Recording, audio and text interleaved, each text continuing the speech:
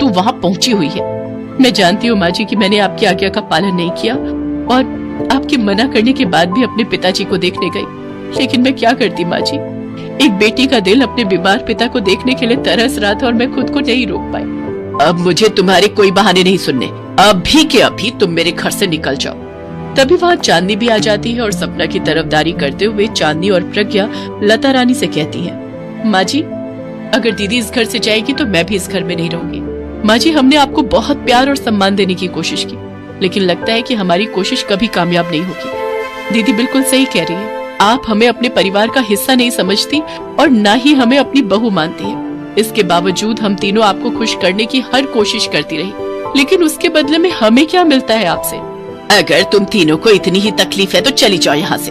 तुम तीनों यहाँ रह भी अपनी मर्जी से ही रही थी और अगर जाना भी चाहती हो तो अपनी मर्जी से जाओ। मैं तुम तीनों को नहीं रोकूंगी और अगर मेरे घर में रहना है तो मेरा अत्याचार तो तुम्हें सहना ही पड़ेगा।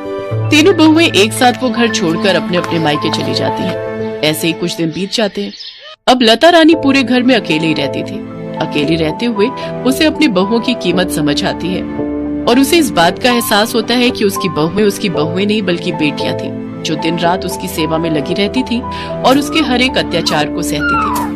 मुझसे बहुत बड़ी गलती हो गई जो मैंने अपनी देवी समान बहुओं को इस घर से निकाल दिया। अरे मेरे पास अब दिन ही कितने हैं, बुढ़ापे का शरीर है, आज हूँ कल नहीं।